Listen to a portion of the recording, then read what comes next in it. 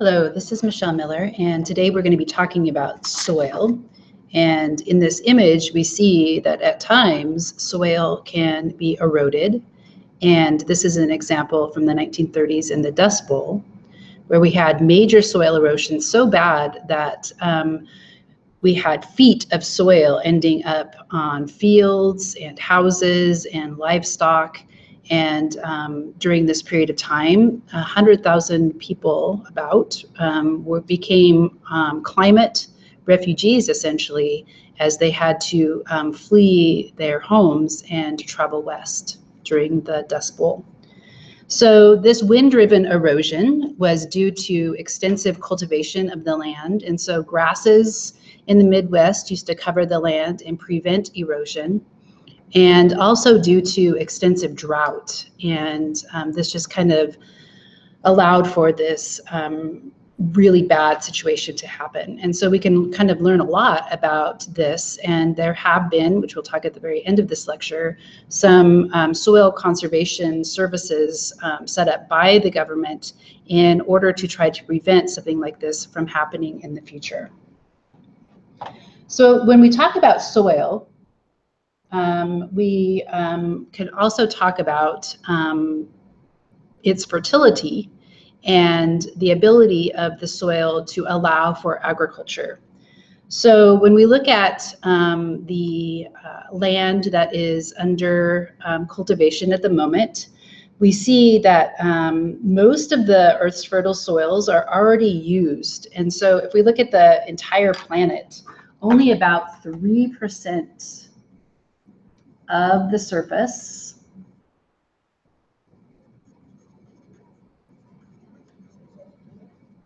is suitable for agriculture.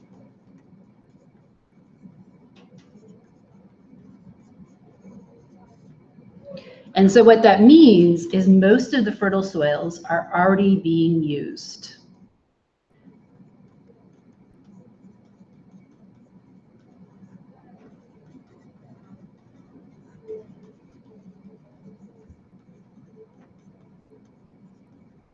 So when we look around us, we see a lot of land that is currently not being cultivated, but in general, that land is not suitable for agriculture unless it's amended. So for example, some things that limit agriculture is that crops need water, obviously. And so we can take some land that is not suitable to agriculture, and sometimes we can apply irrigation, and then we can make it suitable. So we'll talk about desert soils, for example, you would think would not grow very much, but if you add water, you can grow crops. And if you also probably add fertilizer, you can grow crops there. And so the crops need the water, but they also lose a lot of water. So they take in water via their roots, and then the water moves up through the plant and then out through the surface of the leaves. And so this loss of water is called transpiration. So in general, they lose lots of water via transpiration. So we're not just adding water and then it kind of stays in the plant, but the plant is always losing water to the environment. And so we talked about transpiration when we were talking about rainforests, because the rainforest transpires a lot of water, and so clouds form over the rainforest, and then it subsequently rains again. Okay. They need water, but they also don't need too much water. And so sometimes if the soil becomes waterlogged, then they are not going to be able to grow, because they also need to be able to get oxygen. And so the roots need to breathe. And so too much water is also a problem.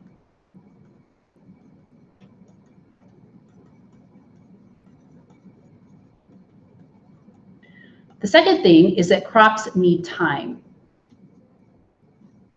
So we could look at how long does it take for the seed to germinate? How long does it take for the seed to germinate, become a plant, and then fruit?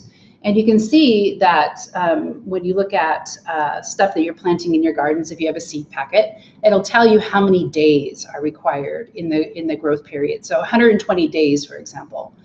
So for example, if you decided to you wanted to grow corn and you planted it in August, there's not going to be enough time during that season for the crop to mature. And so you have to plant it at a particular time so that there is enough time during the growing season for the plant to mature and produce fruit. Okay, so this is the growing time. So sometimes in northern climates or even in southern climates near the poles, there's not enough time for the crops to grow.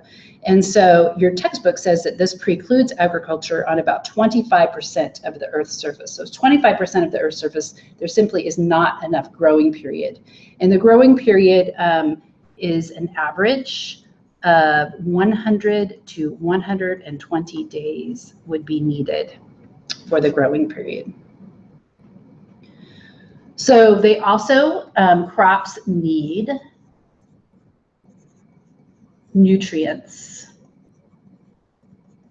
And this is the idea of fertility. Okay. And so some soils are simply just too poor and there's not enough nutrients. Now we could add synthetic fertilizers, for example, to those poor soils to make them fertile, but that tends to leach, tends to not stay in the soil, and so it leaches down through the soil and becomes lost. So we're constantly having to add nutrients to the soil in order for the plants to grow.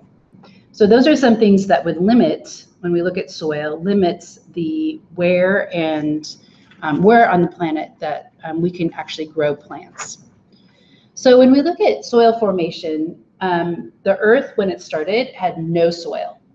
And so it started as bedrock. And the bedrock is referred to as regolith.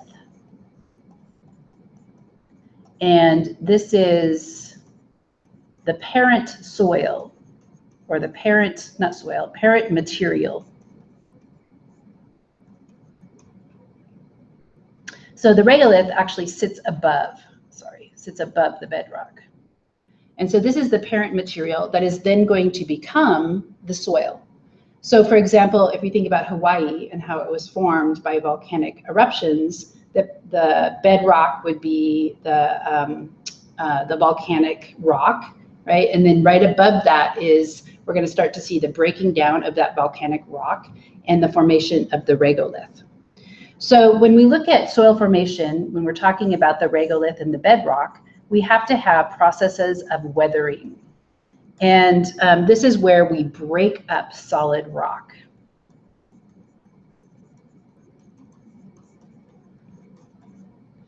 And so this includes physical changes and also chemical changes. And these have two different terms that go along with them. So the physical changes is sometimes referred to as disintegration. So you're breaking it physically up. So if you think about a rock and you pound on it and you break it into smaller pieces, that would be disintegration. That would be a physical change. A chemical change is where you're actually changing the structure of the rock. And so this is what is referred to as decomposition. So for example, we've talked about decomposition before, where microbes, for example, can help to break down material and to decompose it. And so the chemical changes are called decomposition. So if we look at the physical changes, one of these examples is the freeze-thaw cycle. And so this is where water gets into the cracks of the rock. And then when the water freezes, we know that solid water is less dense, and so it expands. And so the water gets into the crack and then it expands, and then it just slowly over time starts to disintegrate the rock. And so this would be physical. We also have some examples of plants and roots that break their way through, and that is also considered to be physical. So the roots of plants. Okay. And so if you think about, for example, sidewalks and how the roots of a tree can start to break that sidewalk apart as it grows underneath it. So these would be examples of physical. When we look at chemical changes, we know that some rocks are prone to acids. And so an example of this would be where we combine water plus carbon dioxide and we get carbonic acid. So this is H2CO3. So this is carbonic acid. Right? And this will break down some rocks. So the acidity of acid rain, for example, can break down the rock, and this can help to dissolve the rock and open up spaces for water to get inside of it.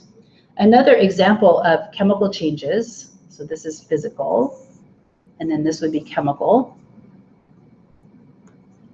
would be lichen. And so lichen is a combination of algae and fungi, and they help to break down the rock. And so lichens tend to grow on rocks, so the colorful green and orange and blue things that grow on the rock. And they also produce an acid that helps to disintegrate it. So lichen and fungi can produce acids that break down rock.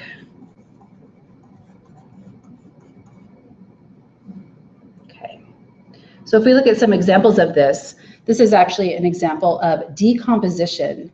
And so this could be limestone, for example, that was created by an ancient sea, and it would be very similar to like a shallow coral reef, right? But it was an ancient sea, and the organisms in it laid down calcium carbonate, and then when it rains, it starts to disintegrate the rock.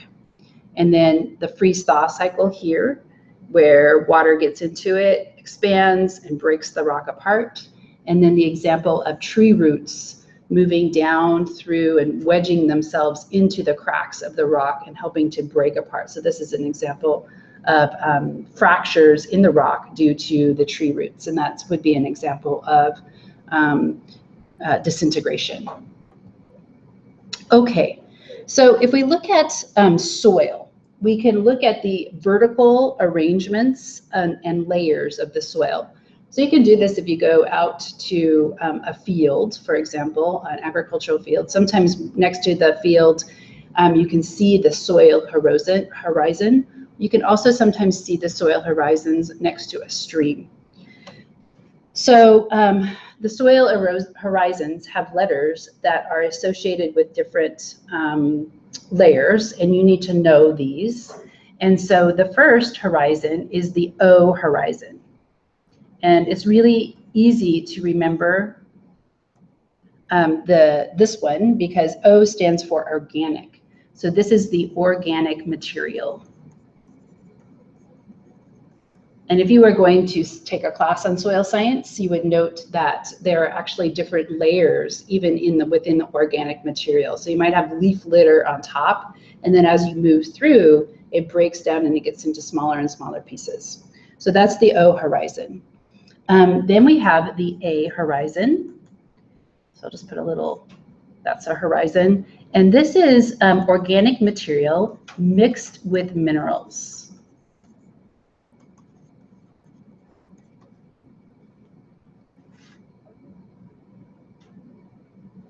The O horizon and the A horizon, this is the topsoil, right? So I put topsoil. So like, for example, if you were going to buy topsoil, you would hopefully have some organic material mixed in with the minerals. Oftentimes when landscapers come into a new area, they have to bring topsoil with them.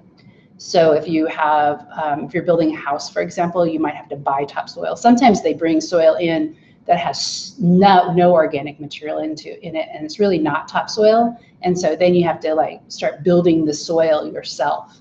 So topsoil is pricey to get really good topsoil. So the next horizon is the E, and this stands for alluvial. So this is the E. So alluvial is where we start to see the minerals being leached down into this layer as precipitation happens. So it rains, it goes down through the organic material, through the A, and then it gets into the alluvial. And so this is where we have leaching of minerals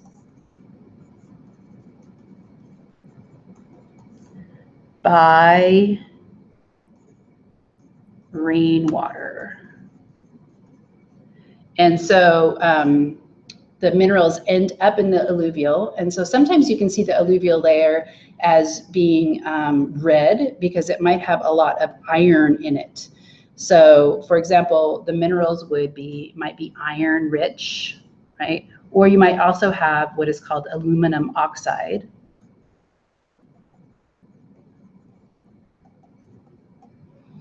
So the alluvial layer, sometimes you can see it because of its color.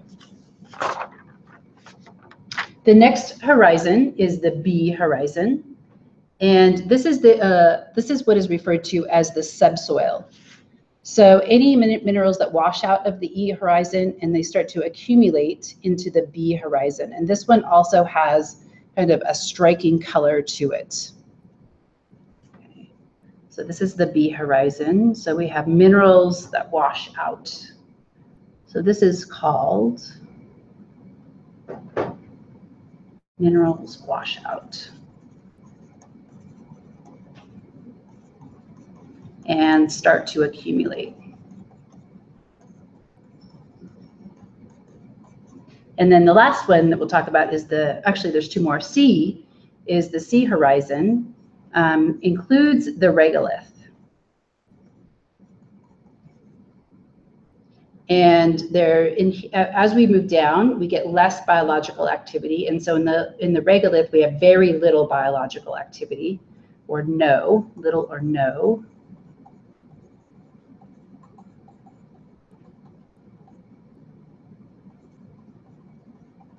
So this is the regolith, remember, is the parent material that then gives rise to the soil. And then the R one is the last one. And so the R one is, I'll get rid of these. The R one is the bedrock. And so this could be, for example, volcanic rock. It could also be granite,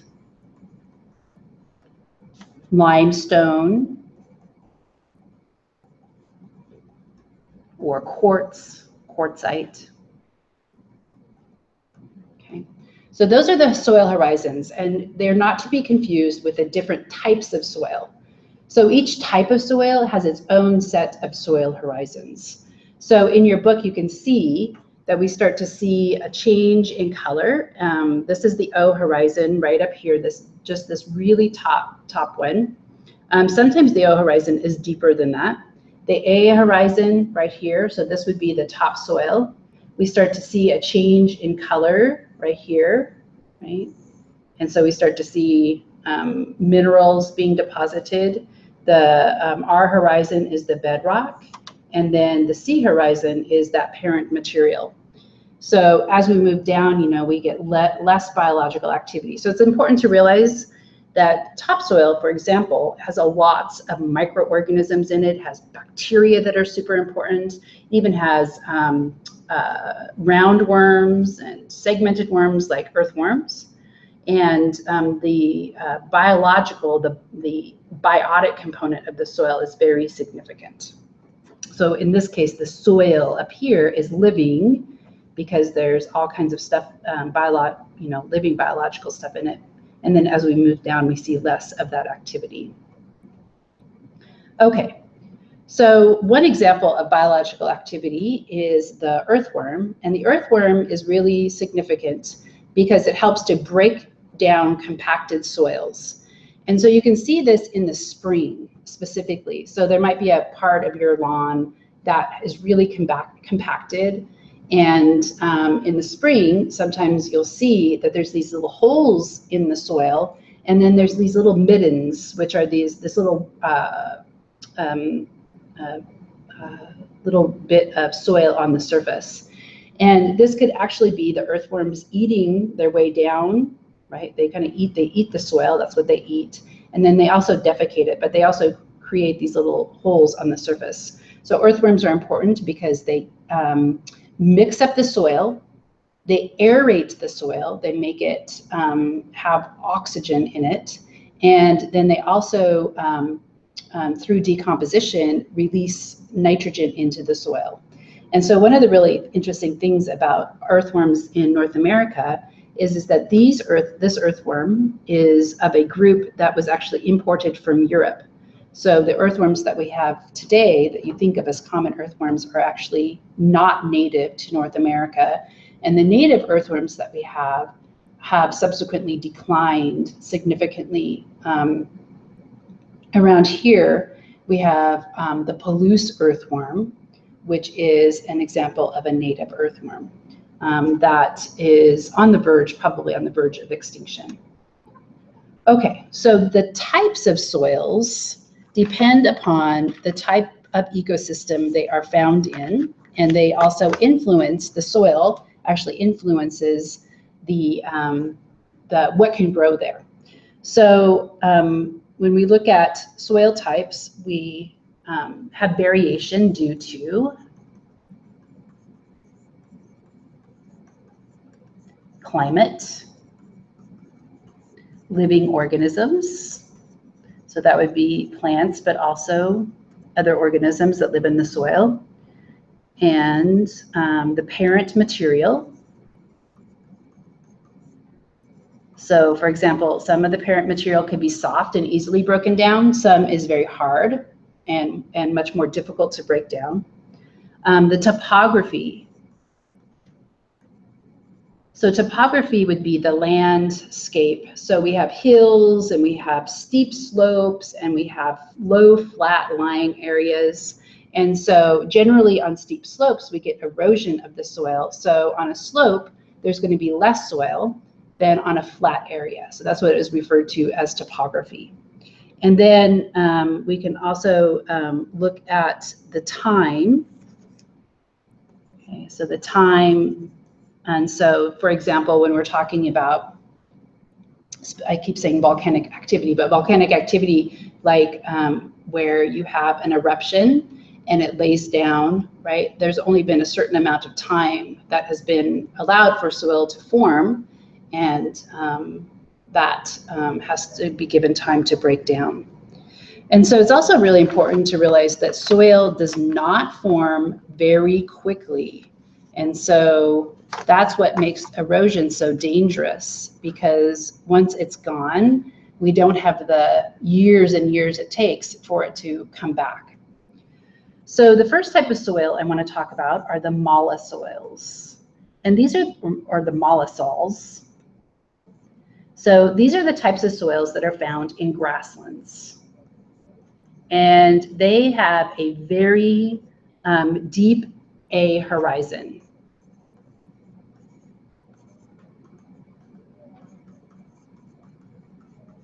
So there is lots of organic material.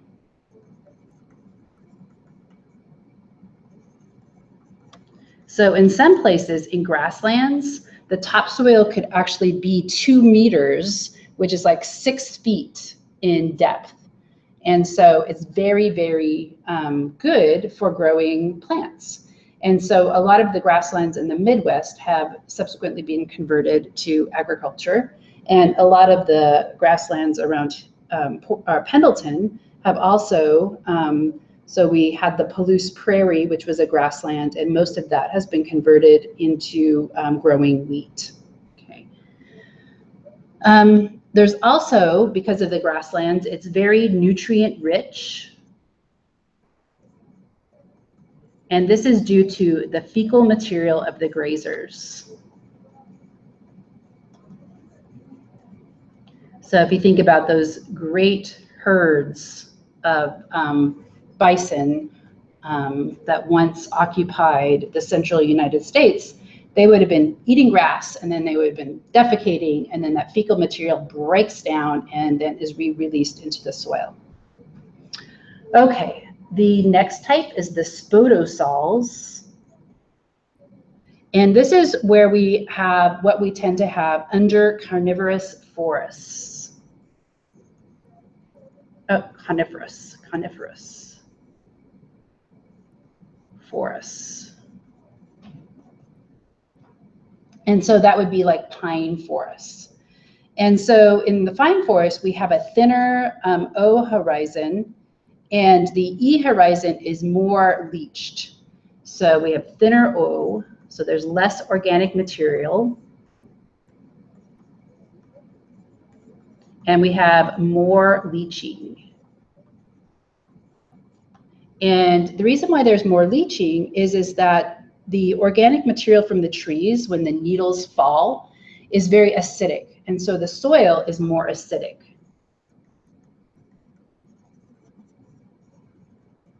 And this actually prevents some grasses from growing there because of the acidity of the soil. And so if you have more precipitation, then you have also more leaching, okay? So those would be the types of soils found in coniferous forests. The next one are the oxasols. And these are located in tropical rainforests.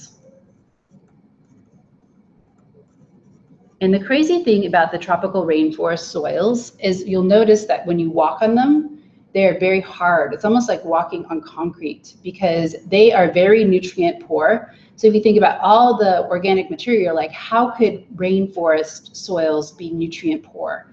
And the answer is that there are so many organisms using the nutrients that are being dropped from the trees that it does not stay on the ground. So it immediately starts to be used and decomposed, and it goes right back into new growth. And so we say that it has a thin O layer with very little nutrients.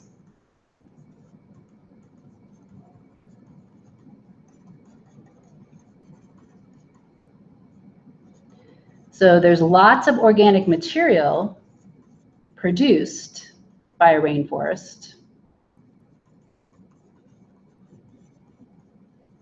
But it is rapidly decomposed.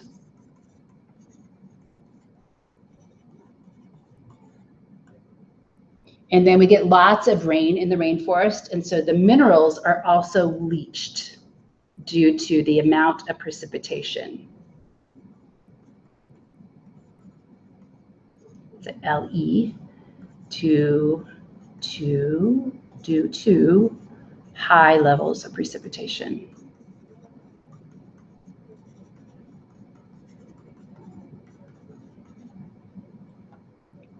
So tropical rainforests are nutrient poor, which is a problem when we start to talk about agriculture, and when individuals go in there and they slash the forest down and they grow a crop, there's not very many years that they can use that soil, and then they have to move into another part of the rainforest and slash it.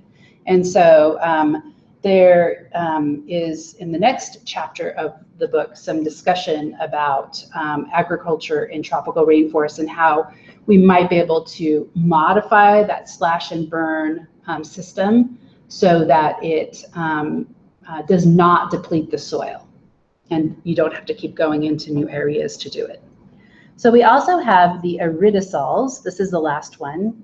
And I remember this one because arid, so think desert. And so this is where we have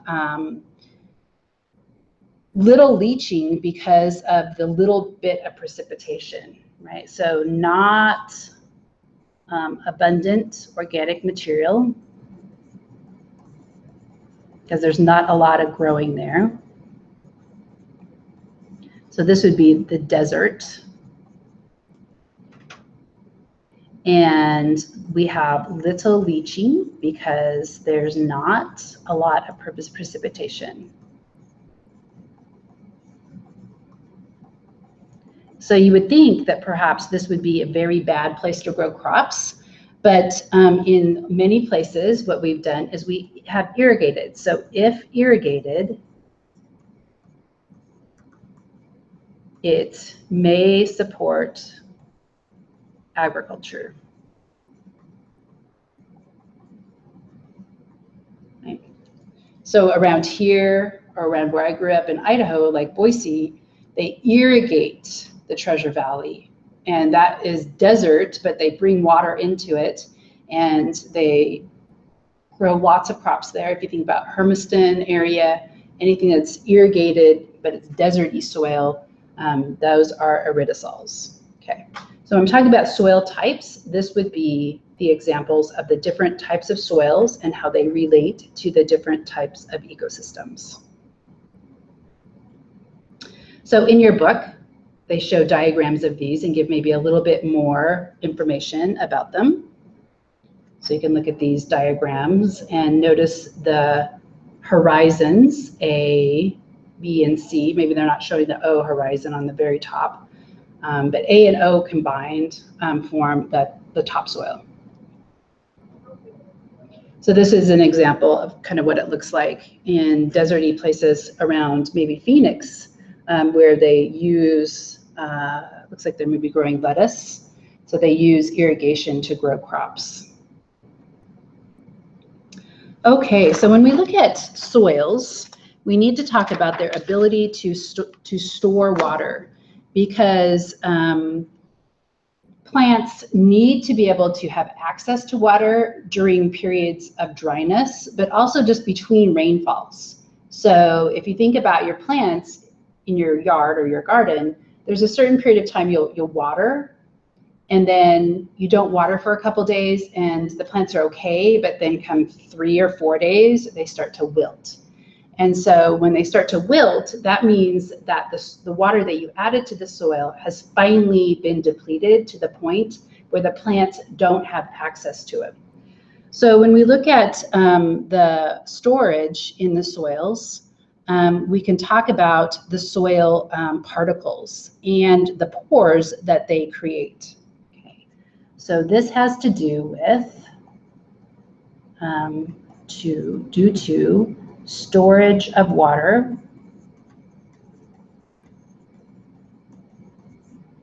in pores between soil particles.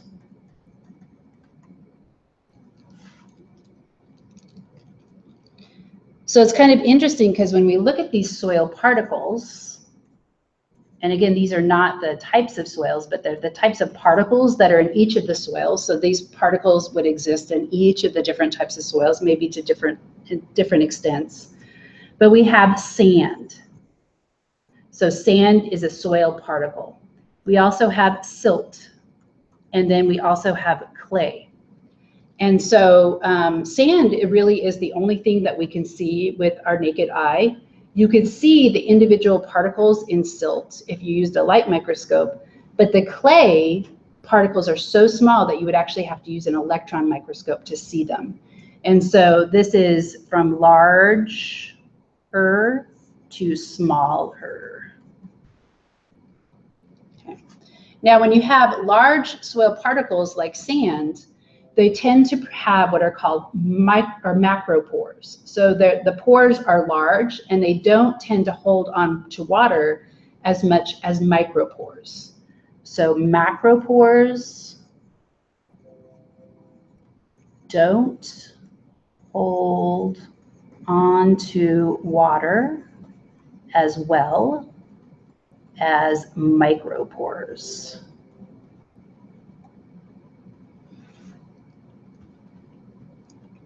So if we look at an example of this in your book, this just shows and this is blurry. Oh, it's okay on yours, it's blurry on mine. These are the soil particles, and then you have these pores around them. And if we look at the difference between like maybe sand and clay, for example, the sand particle is very large, And so there is macropores, the spaces between them. And then the silt or the clay particles are very small, and so the pores between them are much smaller. And so those are called micropores. And then if we look at the water, water will tend to move due to a couple of things. It will tend to leach because of gravitation. And so this is like if you had sand and you were just going to water it, water would just run right through it. So the gravitational water runs right through. A little bit of water might cling to the sand due to capillary action. So capillary action has to do with the fact that the water molecules are polar and they're attracted to the particles in the soil, and they're kind of attracted to the polarity of the particles. And so notice that by capillary action, we get water being held. And then if this water is used up by plants or eventually drains off, then the remaining water is right around and held very tightly by the particles.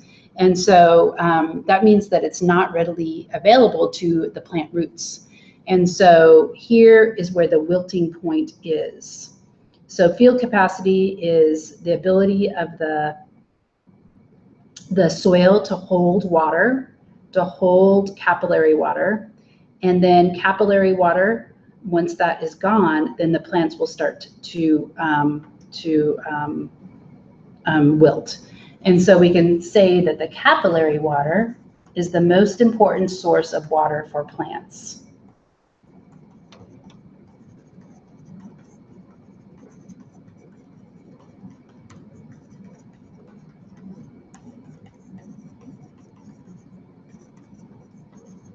And it's kind of interesting because your textbook does mention that not only do soils hold water, but they also hold oil. And so tar sands, right, is soil that has oil in the pores rather than water. And so we are starting to need to extract our fossil fuels from the soil rather than in other ways. And so this is relevant to oil as well as water. So the field capacity is the amount of water that is left after most of the water has drained off due to gravitation. So the field capacity tends to be 2 to 3 days after a rain, and it's the amount of water that remains.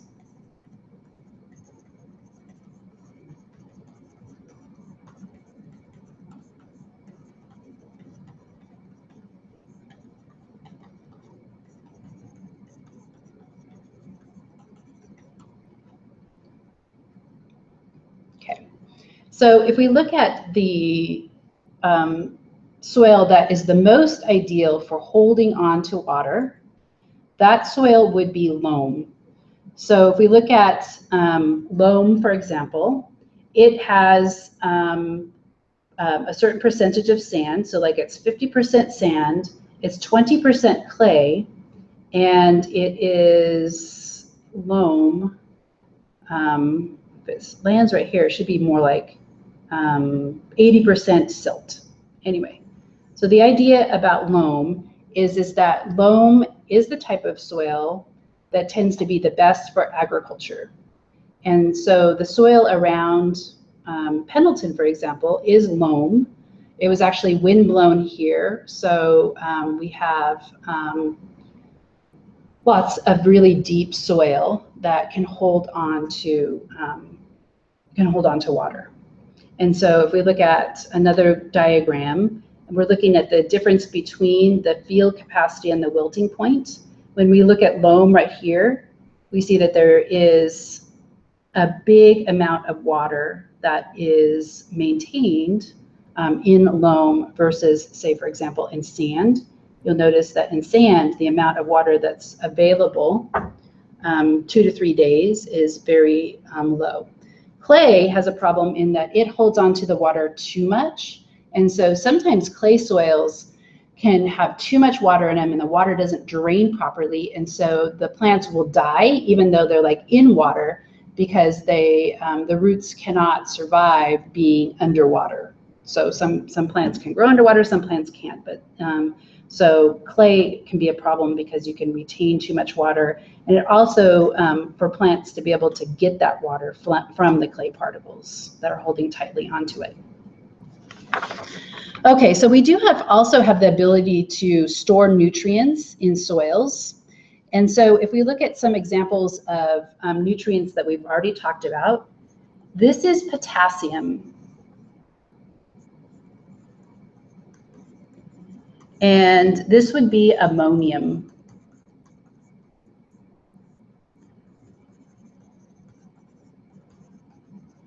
And they have a positive charge. You don't need to know this, but that is called a cation, the positive charge.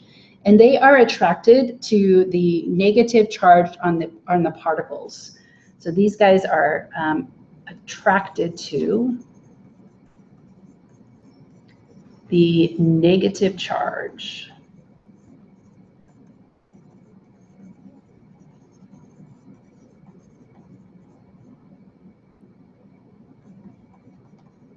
Okay.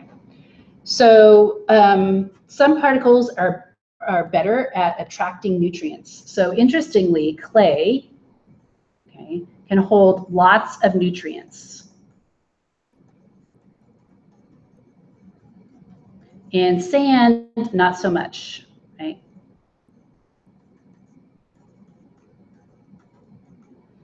So there's not as much negativity, so it doesn't attract the positive charge of the cations.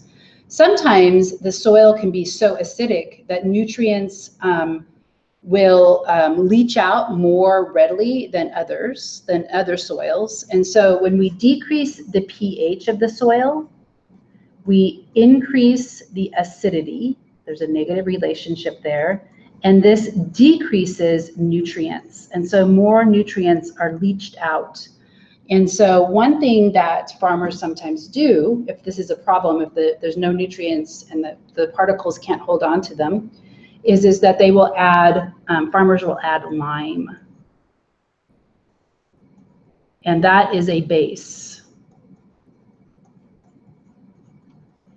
Right? So this actually increases the pH of the soil, so it makes it more basic. And so the more basic the soil is, the more nutrients it can store. So those are just some examples of nutrient storage.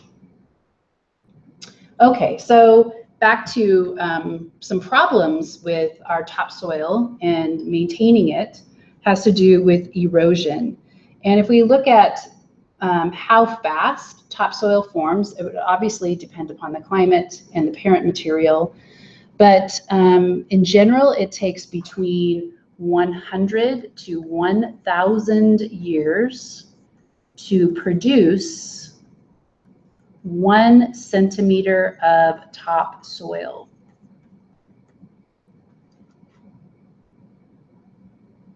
Okay. That amount of topsoil could be lost easily in a decade of farming.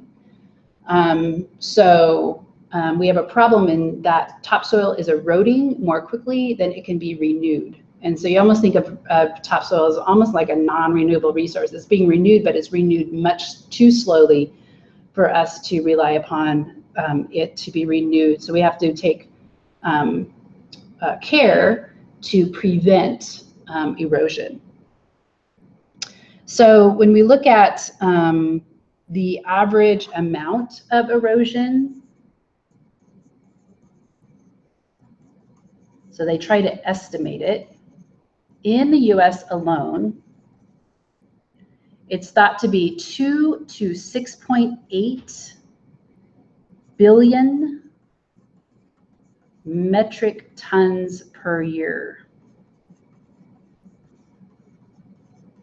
So this is how much topsoil they think we are losing.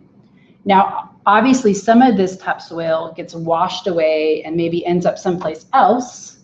Some of it, unfortunately, ends up as sediments in our streams. And so they might end up like as sediments in the big rivers or the reservoirs where our topsoil is kind of being washed down due to erosion. So when we look at the universal, it's called the universal soil loss equation, we can see what kinds of things will increase erosion. And so this has to do with rainfall. So the more rainfall we have, the more precipitation, the more erosion. The soil's erodibility.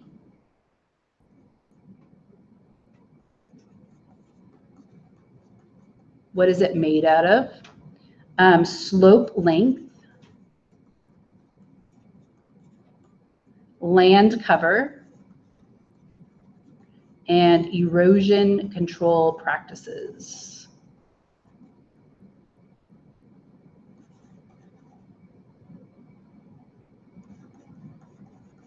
So the ability, or the soil's erodibility, actually has to do with how easily the soil particles detach from one another and how they are transported. So when we look at the different types of erosion, we can talk about water erosion. So obviously this would be perhaps water,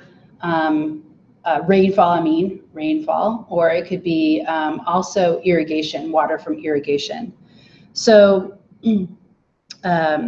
sometimes we get water covering the surface of the soil, and then it moves as one whole sheet of water, and that can kind of scour the topsoil off.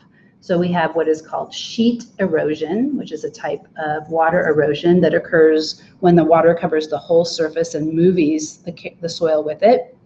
And then you can sometimes get little channels. So you can see that there can be channels in the soil. And so this is called rill erosion. And if those little tiny channels get bigger, then we can have what is called gully erosion. Okay, so when you look in the deserts, sometimes you'll see little rills, little tiny channels leading to these big, huge channels that are sometimes referred to as arroyos. And they are dry, right? But they can fill up really rapidly if there is a thunderstorm. And so there can be a big rainstorm miles and miles away that can cause a flash flood as the water moves through or across the surface of the desert and into these gullies, and then it washes away, and then it comes and it goes really, really fast. So it's kind of one of the risks of desert hiking, is to be really, really wary of the precipitation that is occurring around where you are hiking. So that's water erosion. So we can see that if we plant cover crops and we plant them in rows, this will prevent erosion, the wheat here. But if we're planting them corn, right, this is an example of sheet erosion right here, and then this would be rill erosion, and then we're going to maybe start to get gullies. And so that would make it really susceptible. This is not so bad, but one problem is that if you're going to remove the crop entirely and then plow it again, and then just leave the dirt on the surface, then you can get erosion of wheat fields, for example. We can also have here's an example of a flood, and you can see all the sediments that it is carrying. This would be a gully, right? Gully erosion. We can also have erosion not just due to water, but also to wind. And this is really interesting because the wind can either cause creeping of soil particles. So you can see that the soil is moving here due to the wind. It could cause the soil particles to jump if they're small enough, but it can also cause suspension, and so the wind can pick up soil and move it, and it can actually move it long distances. So they've just recently discovered, and I'm going to post a video on this, NASA has recently estimated that there is tons of soil being transported from Africa to South America. So in the Sahara Desert, the winds kick up the soil and you see these big clouds of topsoil being transported across the Atlantic Ocean and then being dumped in the Amazon. And the significant thing about that is that it is actually transporting not just the soil, but the nutrients attached to the soil. So it is transporting the phosphorus. And so the amazing thing is that with this wind erosion, we're getting tons of soil being transported and also nutrients. And so the Sahara, it actually feeds the Amazon. So the Sahara Desert, and this is Africa, right? Transported to the Amazon. We have 182 million tons of soil. And this is per year, 182. And then this 22,000 tons of phosphorus is transported. Okay, so it's quite amazing. This is a perfect example of about how two very distantly related areas are actually connected on the planet via the atmosphere and the movement of the soil.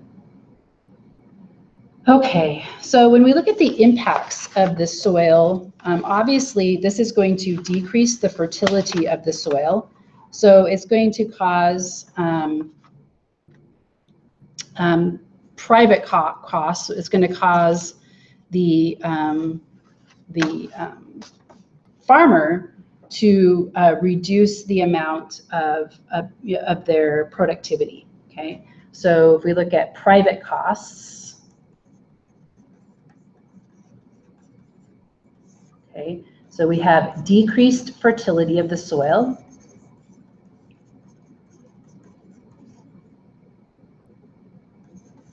So we have an increased need for fertilizer.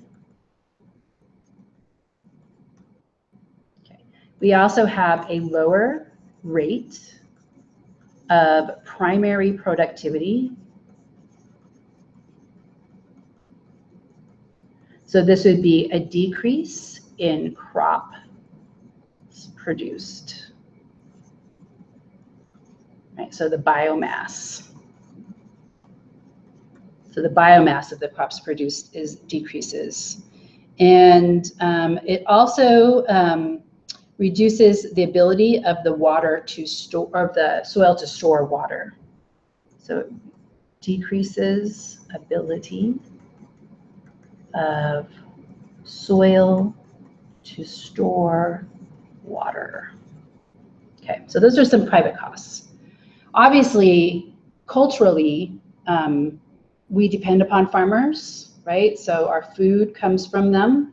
So this is also going to affect us. If they have lower primary productivity, there's going to be less food, and it's probably going to be more expensive if they have to spend more time in irrigating and also producing fertilizer. So the social costs, right? Increase in food price.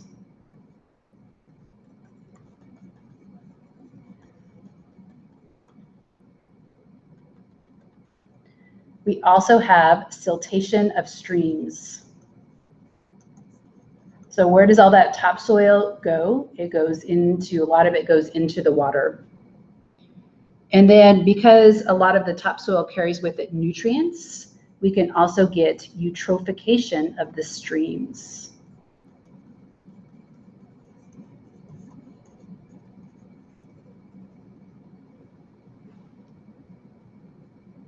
Okay. So those are just some differences between the private and the social costs of erosion. So here is an example of siltation. The example of siltation and eutrophication comes now most observably in the Gulf Coast. And so if you look at the Mississippi River, it carries lots of silt out. And we're seeing that the dead zone in the Gulf of Mexico is actually getting bigger, and it's at its largest this summer because of eutrophication and the siltation that has happened. Okay, so how do we conserve soil? So generally this takes money, right? So it's not free, so costs money.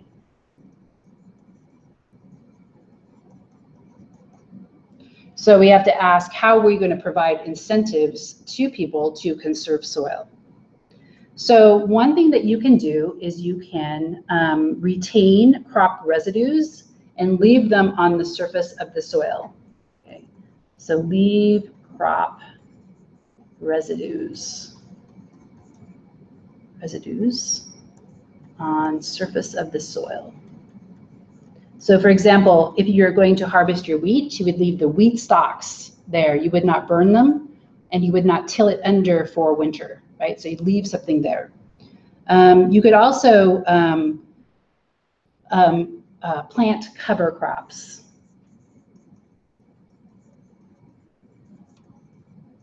So those are crops that are planted.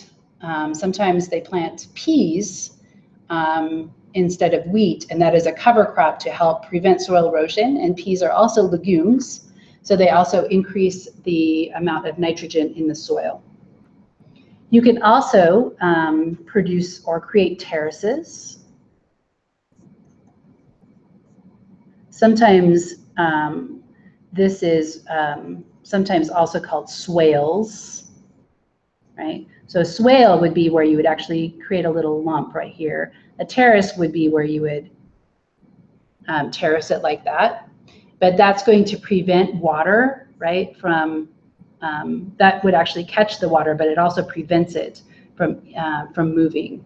So we can terrace the soil. So you could cut that across the slope, and so that would prevent water runoff, right? So you would, if you had a slope, for example, right, you would put maybe a swale here or a terrace here, and that would prevent the water from running down. Okay, the fourth one would be you do strip planting. So you plant crops on alternate strips of land, and so specifically that would prevent water from flowing directly across an empty field. The fifth one would be shelter belts. So this would be leaving trees or other things that help to stop the wind and the water erosion. But wind erosion, sometimes they put up fences, for example, to help prevent wind erosion. And so shelter belts would be trees or bushes or other structures that help prevent erosion. And then you could have low-till crops or no-till crops. So the more that you cultivate the land, the more that you mix it up and remove the plants on the surface, the more you're going to get erosion.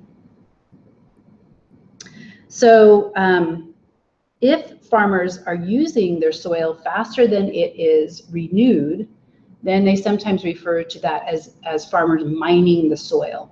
So mining the soil just means that they're using the soil faster than it can be renewed. And so if you take some means to conserve it and also to replenish the soil, then it could possibly be renewable resources. Okay.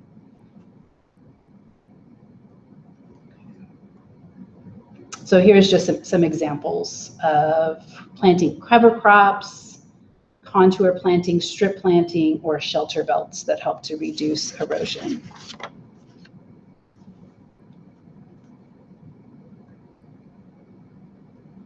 Here's no-till agriculture, so crop residues are left on the soil, right? So they just go in and they plant the plants, and they don't till it up. They might just put up one hole and put the seed or the plant in there.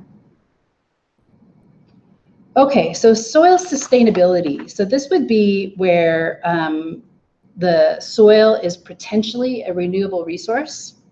And so one thing that we have to figure out is how can we prevent the population, our population, from moving into fertile land. And so again, in some places where there used to be farmland, there are now subdivisions. And so one problem is that subdivisions and other human structures are being built on farmland. And so this kind of pushes farmers into places that are not quite as optimal for farming. And it also makes farmland worth more. So the farmer actually has to somehow increase his profits, right? So if you have a piece of land that's next to a subdivision, that farmer might not be able to hold on to it because the land is worth so much money that it doesn't profit him at all, so that he would be better to sell it to a developer so that the developer can use that land to build more houses. So one thing that the farmer that happened during the Dust Bowl is the farmers developed, or the government, excuse me, developed what is called the Soil Conservation Service.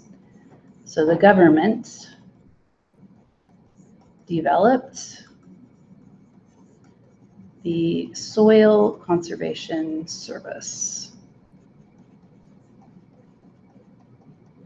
So this is a governmental organization that uses subsidies and penalties. So it helps to give farmers some money to utilize some of these conservation practices, but it also helps them by penalizing them so that they have to reduce their erosion, helps us by penalizing them. And so one example of this conservation service is kind of a little bit, what is the word I'm thinking? Not impractical, but it's unpopular in some circles, is what is called the Conservation Reserve Program. And so the government, and this is abbreviated as CRP land. So sometimes you'll see farmland that has been converted to grassland, and that is usually CRP. So what they do is that they pay the farmers to not